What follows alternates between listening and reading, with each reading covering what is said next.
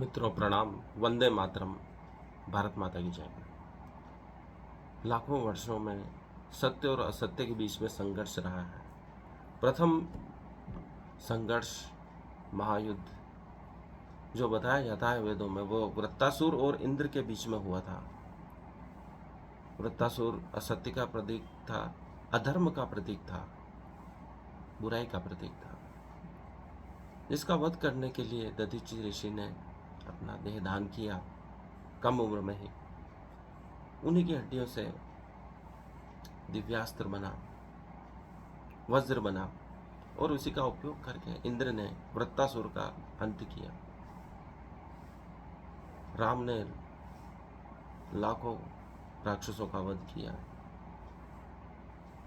त्रेता युग में। उसके बाद कृष्ण ने भी कई राक्षसों का वध किया।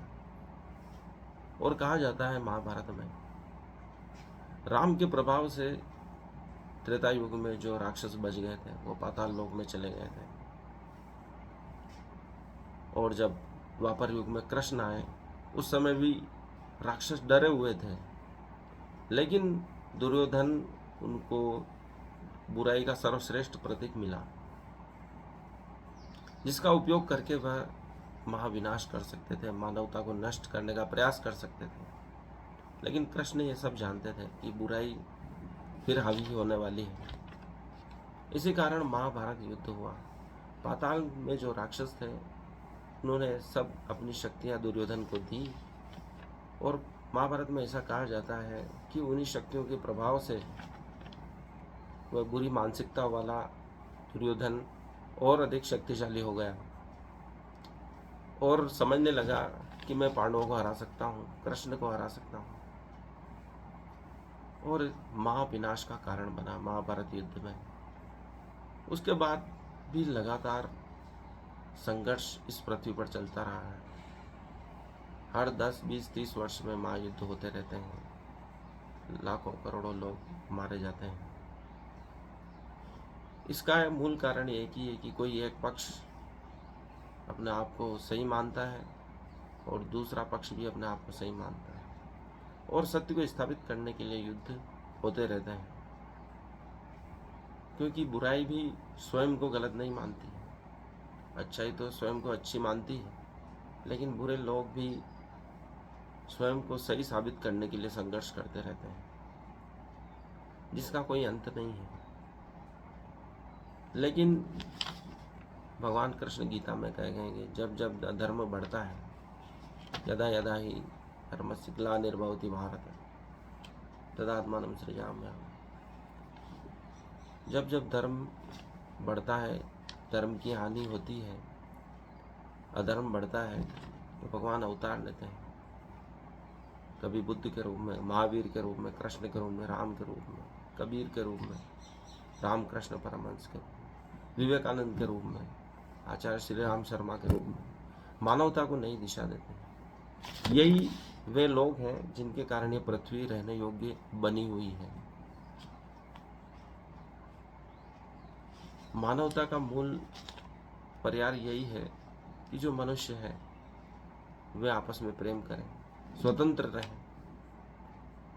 ये पूरी मानव जाति में पाई जाने वाली मूल भावना है।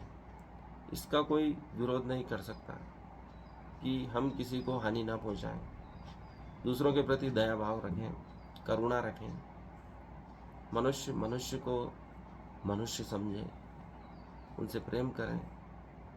अगर उनको सहायता ना पहुंचा सके तो कम से कम उसको कष्ट तो ना पहुंचाएं। इसलिए संघर्ष हमेशा चलता रहता है। लेकिन बुराई कब बढ़ जाती है हमें पता ही नहीं चलता है। यदि जनरेटर में भी टरबाइन अगर नहीं घूमे तो विद्युत प्रवाह रुक जाता है। अर्जुन को भी सर्वश्रेष्ठ धनुर्धर बनने के लिए लगातार अभ्यास करना पड़ता है। अभ्यास से ही आनंद की प्राप्ति होती है, योग से ही सिद्धि मिलती है यदि उसे लगातार किया जाए। यदि लगातार मंत्र जाप नहीं किया जाए तो वह भी सिद्ध नहीं होते हैं। अंतर्गत चलने के द्वारा ही कोई कार्य सिद्ध होता है। इसलिए लगातार सत्य की विजय के लिए प्रयास करते रहने पड़ते हैं। यदि हम एक क्षण भी चूक जाते हैं तो असत्य हावी होने लगता है। सत्य का अभाव ही असत्य है। जैसे अंधकार का स्वयं कोई अस्तित्व नहीं है, प्रकाश का अभाव ही अंधकार है। गर्मी का अस्तित्व होता है लेकिन ठंड का कोई अस्तित्व नहीं होता है। यदि गर्मी चली गई उस वस्तु से तो वह ठंडा हो जाता है। इसी प्रकार असत्य का कोई अस्तित्व नहीं है, लेकिन सत्य जहाँ से जाने लगता है, सत्य एक स्वयं ऊर्जा है, शक्ति है। यदि शक्ति जहाँ से जाने लगती है तो वह स्थान असत्य से बढ़ जाता है। इसे अंधकार का कोई अस्तित्व नहीं है। इसलिए बुद्ध बार बार कहते हैं अपो दीपो भव, अपने दीपक स्वयं बनो, क्योंकि प्रकाश का अभाव ही अंधकार है। यदि स्वयं तुम दीपक नहीं बने तो तुम्हें चारों तरफ अंधेरा ही अंधेरा दिखेगा। अपनी ज्योति स्वयं जलानी पड़ेगी। इसके लिए आपको स्वयं ही प्रयास करना होगा, अनवरत प्रयास करना होगा। यदि लगातार अभ्यास नहीं किया तो हम उस सफलता को प्राप्त नहीं कर सकते, जिसके लिए कृष्ण अर्जुन से कह रहे हैं। इस पूरी पृथ्वी पर विभिन्न विचारधाराओं के लोग हैं, उन्हें हमें स्वीकार करना होगा। समाजशास्त्र का अध्ययन इसलिए भी जरूरी है क्योंकि इसमें सभी प्रकार के सिद्धांत मनुष्य जाति को समझने के लिए दिए गए हैं कि मनुष्य क्यों कैसा व्यवहार करता है। सांस्कृतिक सापेक्षवाद का सिद्धांत ऐसा सिद्धांत है जिसमें पूरी मानव जाति एक साथ शांति से रह सकती है, क्योंकि उसमें कहा गया है कि जो जैसा है उसको वैसा स्वीकार कर लो, कोई विरोध न करो, क्योंकि देश काल परिस्थिति के अनुसार मनुष्य का व्यवहार होता है, रहन सहन होता है, वस्त्र होता है। जहाँ ज़्यादा गर्मी पड़ती है वहाँ के वस्त्र न्यून होंगे, सूती के होंगे, शरीर को ठंडक प्रदान करने वाले होंगे। और स्वाभाविक है जहाँ ज़्यादा ठंड पड़ती है वहाँ Tope, muffler, tie, suit boot सब होगा। इसलिए ऐसा न समझे, मसाई जनजाति की अलग ही परंपरा है। वह थूक कर सामने वाले व्यक्ति का अभिवादन करते हैं और बुजुर्ग लोगों की हत्या कर देते हैं, क्योंकि वहाँ भोजन का अभाव है।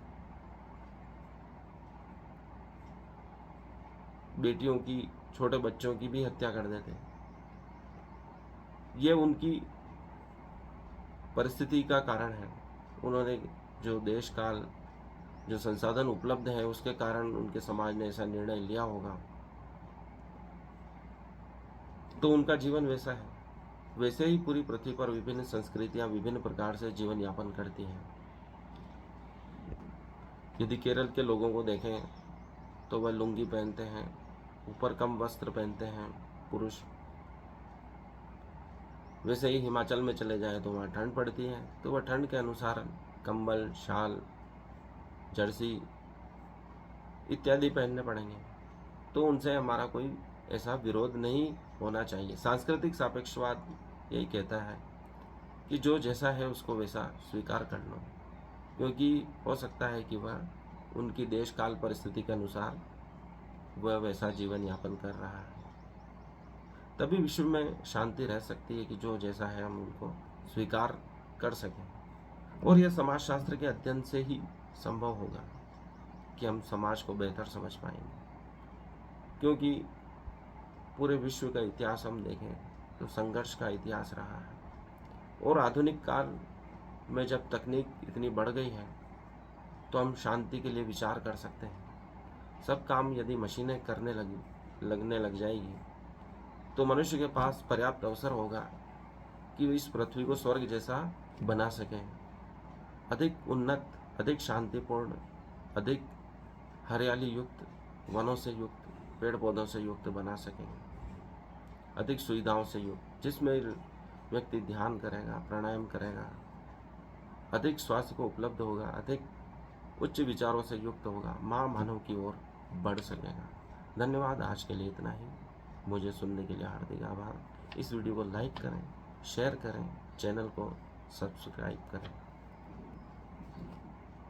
अंत में एक ही बात कहूँगा दोस्तों कि जो हम आज जीवन जी रहे हैं, आज हमारे लिए क्या ज़रूरी है, इसमें यही ज़रूरी है कि शांति के लिए अनवरत प्रयास करना होगा। यह एक दिन की बात नहीं है, एक क्षण की बात नहीं है, लगातार प्रयास। यह ठीक वैसा ही है जैसा मैं पहले कह चुका हूँ कि यदि रोटर घूमेगा मोटर में तो ही विद्युत उत्पन्न होती रहेगी। वैसे ही शांति के लिए लगातार प्रयास करने होंगे, सभी को स्वीकार करना होगा। और जैसा कृष्ण कहते हैं कि स्वयं को ही युद्ध के लिए तैयार रहना होगा, जैसा वह अर्जुन को कहते हैं कि तुम्हारा धर्म युद्ध करने वाला है, सैनिक का धर्म है, तो तुम अपने धर्म का पालन करो, उसी में तुम्हें शांति उपलब्ध होगी। धन्यवाद।